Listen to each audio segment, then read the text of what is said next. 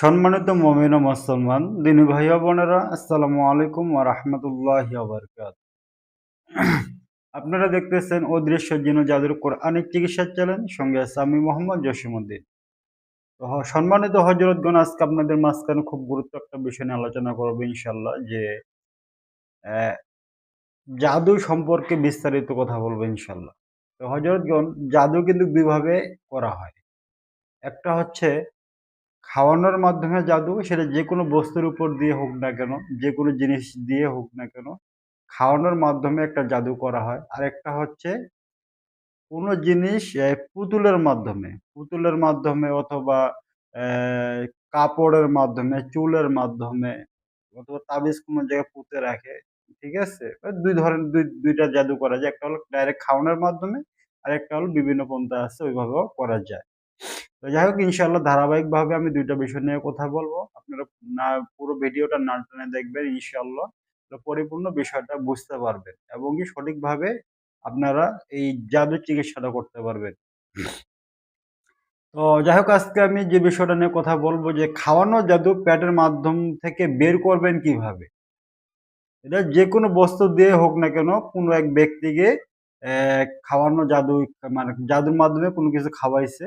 এখন তার সমস্যা কি, কি ধরনের সমস্যাগুলো হয়, একটা মানুষ জাদু আক্রান্ত হলে তার খুব গুরুত্বপূর্ণ বিষয়গুলা যে বিষয়গুলো হয়, এই বিষয়টা নিয়ে আমি আগামীতে আরেকটা ভিডিও করব ইনশাআল্লাহ। তো অবশ্যই যারা অ্যা ভিডিওটা দেখে আসবেন, তাহলে পরিপূর্ণ বিষয়গুলো জানতে পারবেন যে একটা মানুষ জিনে অথবা জাদুতে বিশেষ করে জাদুতে যদি আক্রান্ত হয়, তার কি, কি সমস্যাগুলো হবে।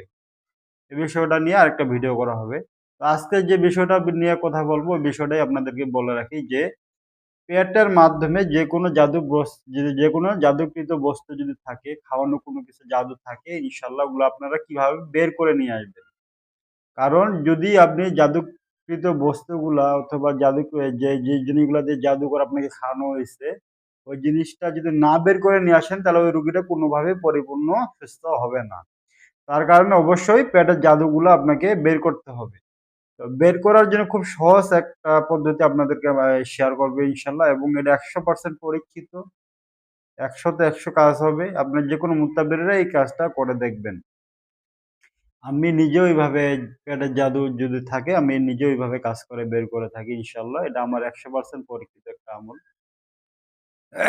তো অ্যা এটা ১০০% আমার পরীক্ষিত একটা তদবির। অবশ্যই আপনারা যে কেউ প্রয়োগ করতে পারেন, কোনো সমস্যা নেই। তো প্রথমত যখন আপনার কাছে রুগীটা আসবে, আসার পরে অবশ্যই কি করবেন? উজু সহকারে পাক পবিত্র অবস্থায় জায়নামাজের উপরে বসাবেন। একটা কাগজের টুকরা নিবেন। ঠিক আছে? সাদা একটা কাগজের টুকরা নিয়ে জাফরান কালি দিয়ে সূরা ইউনূসের ৮০, ৮১ ও ৮২ নং আয়াত আপনারা জাফরান কালি দিয়ে সুন্দর করে আয়াতটা আপনার কাগজের মধ্যে লিখবেন। ঠিক আছে? লেখে ওই কাগজের টুকরাটা সুন্দর করে ভাঁজ করে রোগীর জিহ্বার বাম পাশে নিচে, জিহ্বার নিচে অথবা মাড়ির ভিতরেও রাখতে পারেন, কোনো সমস্যা নেই। রেখে দিবেন। রেখে রুগীকে মুখ বন্ধ অবস্থা থাকবে, এবং কি এই আয়াতগুলো আপনারা তেলাওয়াত করা শুরু করবেন। সূরা ইউনূসের ৮০, ৮১ ও ৮২ নং আয়াতগুলা আপনার রুগীর সামনে জোরে, জোরে তেলাওয়াত করার চেষ্টা করবেন এবং তেলাওয়াত করবেন। কিছুক্ষণের মধ্যে দেখবেন রুগীটা বমি করা শুরু করে দিছে। রুগীটা বমির মাধ্যমে রুগীর ভিতরে যা ছিল, যেকোনো বস্তু থাকুক না কেন, ইনশাআল্লাহ অবশ্যই সব বেরিয়ে আসবে। ঠিক আছে? সেটা যাই হোক না কেন, বমির মাধ্যমে সমস্ত জিনিসগুলা বেরিয়ে আসবে, এবং যে পর্যন্ত রুগীটা বমি করবে, ঠিক আছে? সে পর্যন্ত আপনারা আয়াতগুলা তেলাওয়াত করতেই থাকবেন। কারণ যখন পরিপূর্ণভাবে বমি করা শেষ হয়ে যাবে, তখনই আপনি আয়াত তেলাওয়াত করা বন্ধ করবেন। যতক্ষণ না বমি শেষ হয়, আপনারা আয়াতগুলো তেলাওয়াত করতে থাকবেন ইনশাআল্লাহ। ১০০% এটা পরীক্ষিত একটা তদবির। আপনারা যে কেউ প্রয়োগ করবেন, এটা ১০০% আমার জন্য, আমার পক্ষ থেকে আজাজত থাকবে। আপনারা যে কেউ আপনারা করতে পারেন, কোনো সমস্যা নাই।